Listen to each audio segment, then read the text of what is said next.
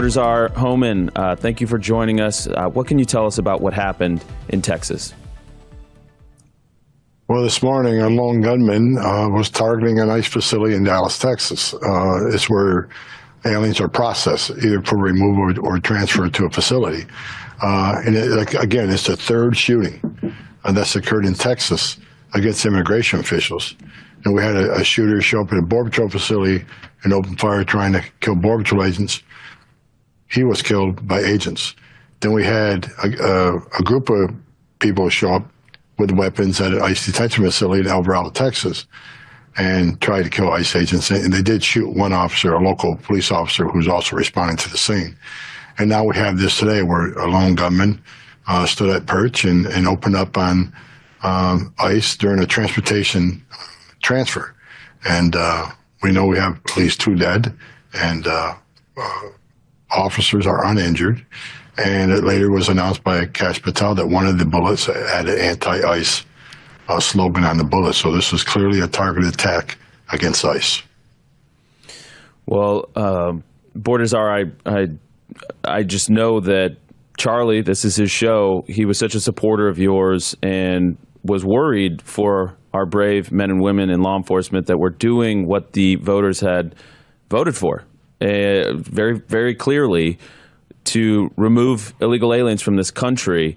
And we've seen these stats that the targetings are on the increase, that assaults against ICE officers. Are we still seeing a ramp up? I mean, this instance is awful. Thank God no law enforcement were harmed or injured, but, you know, our prayers are with the families of the detainees that have lost their lives.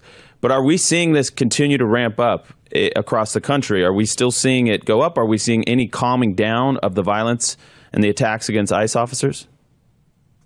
First of all, you're right. I had many discussions with Charlie, and he always ended the discussion to be safe, and that ICE officers should be safe, because the rhetoric has continued to increase. Assaults on ICE officers are up over 1,000%, and no, the rhetoric hasn't stopped. And I said months ago, that if the hateful rhetoric didn't decrease, it's going to end in bloodshed. Someone's going to die. And of course, I was called a fearmonger. The left says I was, making irresponsible comments. Unfortunately, I was right. And just this past weekend, we saw protests turn criminal in Chicago and in Boston. I mean, in Chicago, the ICE facility is under attack. In Portland, Oregon, the ICE facility there has been under attack for months. So, no, it has not slowed down. Either has the hateful rhetoric from some up on Hill, some of our congressional representatives, and other people who are in a position where that small fraction, I would say on the left, not everybody on the left is a bad person. Most of them, aren't. But there's that fraction that listens to this rhetoric, and they feel empowered to take action against ICE. If you got a member of Congress comparing ICE to the secret police, which is a direct affiliation with the Nazis, or calling straight out Nazis to terrorists, or Governor Newsom just recently said the secret police. I mean, he just passed legislation about secret police. I mean, bottom line is that rhetoric is causing some of this violence. And I've been calling for people to stop the hateful rhetoric, because it's more are going to be hurt. And matter of fact, when we talked about the person that was shot at the Alvarado City, and we talked about the gunman that was killed at a Border Patrol facility, I said at that time, there's going to be more if the rhetoric doesn't stop. I've seen this game before. I've seen this story before, and I just hate to see it right now. I hope, between what happened to our officers across the country, what happened to Charlie, and what's happened today. I mean, at what point do people just, stop the hate? You can disagree with what ICE does, but taking those sort of actions, it's unbelievable. There's no excuse for it. I want to show you a graphic. I'm going to put up a graphic. It's basically which groups justify violence based on age and political affiliation. If you could put up 141, this is the question: is it ever justified for citizens to resort to violence in order to achieve political goals? And this is the percentage responding yes. And you can see there, Tom, at 18 to 39-year-old liberal progressives, that's 30% believe that sometimes violence is justified to achieve a political goal. And I believe, that matches with what happened to Charlie. I don't know the age of this particular shooter in Texas, but we are seeing an alarming rise. And by the way, it's worth noting conservatives 18 to 39 are the most peaceful node on there besides moderates over 60.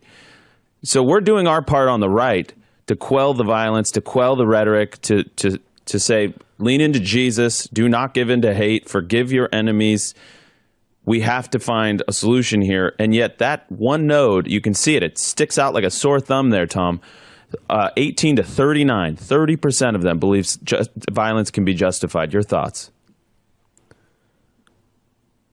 Well, it's not the country I grew up in. I mean, you never heard of this.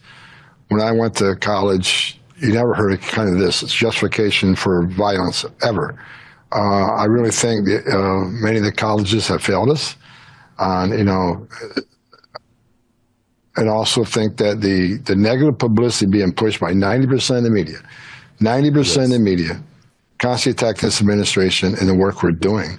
And I've said it before, I think there's groups out there that hate President Trump more than they love their communities or more than they, have any common sense. There's no reason for it. I mean, it's out of control. And you're right. The last 4 years under the Biden administration, everybody was angry about the border. Everybody was angry about the number of Americans dying from fentanyl, the vast increase in sex trafficking, the cartels having placement in this country, killing millions of Americans with poison. You didn't see that counter protest that turned criminal. No. So it's mainly on one side, and again, I'm hoping today, on top of everything that's happened in the last few months, just let's stop the hate. Well, let's have a meaningful debate, which Charlie was all supportive. Let's have a debate about the issues. Let's get back to talking. Yep. Rather than putting bullets in a firearm. Tom, I want to make this personal. About 1 minute remaining. I know that this kind of rhetoric has directly impacted your life and your family. If whatever details you can share, I want the audience to know what the real impact is for real people like yourself. 1 minute. I have a 24/7 security detail because of threats against me. I don't live with my family because I don't want them around danger as much as I can. So, it's tough, but I'm not going away. I'm not shutting up. I'm going to continue fighting to make this country great again. President Trump made a promise to American people. He brought me to help him in that promise to make America safe again. And we're going to continue working to remove the worst of the worst illegal aliens from this country to make our community safer. Hard stop. Well, God bless you, sir. Thank you for joining the show. I thought it was important to lead with that.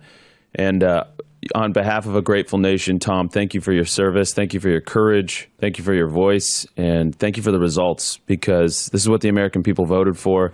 And we will not be deterred. The truth will be the truth. And we cannot be cowed by these vigilantes. And we got to do something about it, but we will not be cowed. Tom Homan, thank you so much. Borders are for the Trump administration. Thank you, sir. For full shows, live and on demand, it's Salem News Channel.